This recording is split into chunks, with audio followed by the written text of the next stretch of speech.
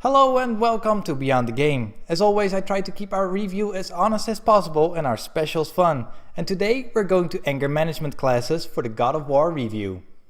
As always, first up are its graphics. Now if you did see other reviews already or gameplay videos, you hear a lot of people saying how gorgeous this game looks.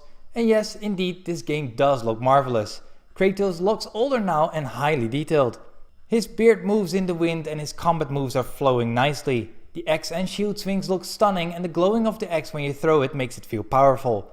The son of Kratos, Atreus, has the same high detail on him, and like Kratos, his animations are realistic in both gameplay and cutscenes. The smaller enemies you encounter look dangerous and powerful. When you hit them, all kinds of particle effects and blood spatters will fly off them. The small downside is that a lot of enemies do look alike but with a different reskin. This also goes for the larger enemies you fight, and I wish that they had gotten a little bit more creative here. The game runs smooth no matter how many enemies show up on your screen, and never did I see the frame rate drop. The larger enemies like bosses are mind-blowing and are a real joy to look at. Like the other God of War games, this is a graphical splendor you want to see in a game. The sense of scale has always been a part of the God of War franchise, and they did go beyond themselves this time. The Nordic world where this all takes place is of course much different than the Greek prequels. Instead of grand palaces, it now has a more outdoor vibe to it. The outdoor areas have a look to them that a massive battle took place, and the indoor cave locations have stellar lighting effects. The world is basically divided in large areas that are connected via narrow tunnels. With this, they can use the memory of the PS4 more efficient to create better looking areas. However, a game that relies heavily on travel over water, the water effects aren't the best you've seen. Sure, they do their job here, but in contrast of all the other superb graphical detail, this is a bit of a letdown. Next up is the sound and voice acting.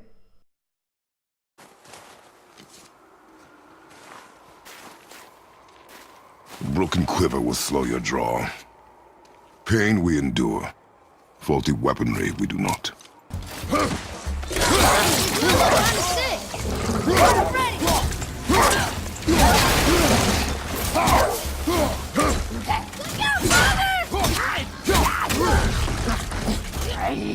And yes, once again they changed the voice actor of Kratos. In this case it's for the better. Kratos has gotten older and more calm, and thus his voice changed.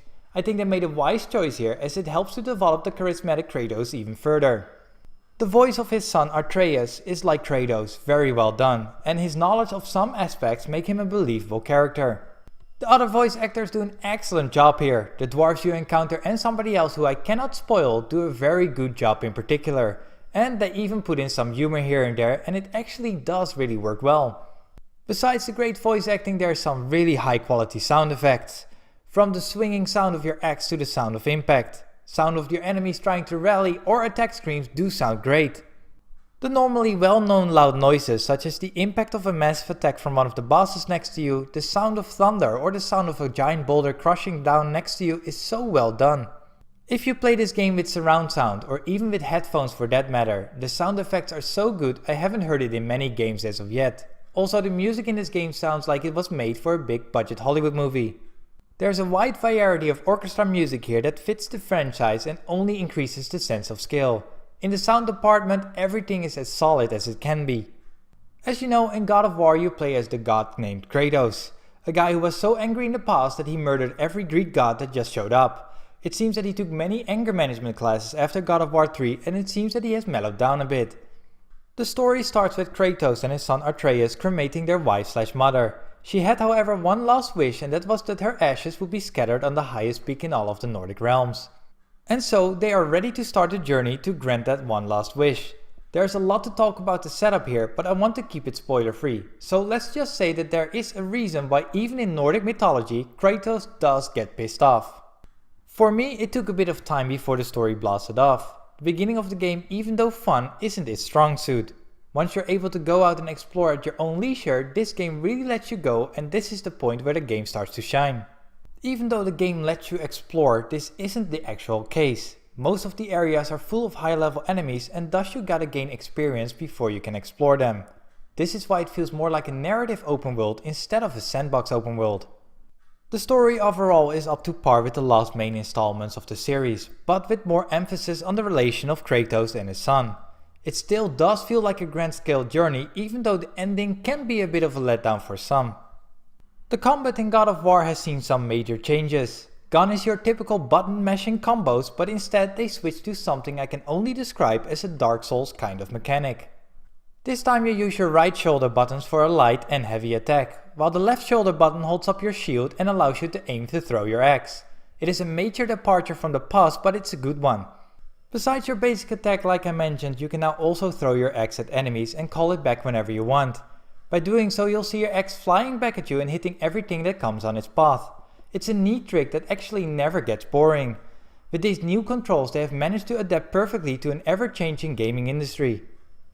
Your son Atreus is always trying to help you in battle. He shoots arrows at enemies freewheelingly or at your given command. Neither do you have to worry here to protect him because he handles himself just fine. Probably the best comparison is how Ellie worked in The Last of Us. Gone for most parts however are the quick time events when finishing bosses. They're still here but way less present. Besides combat there's another large change and that's armor.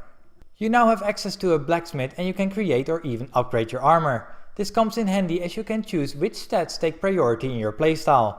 You can also upgrade your axe by gathering materials needed to make it even more powerful.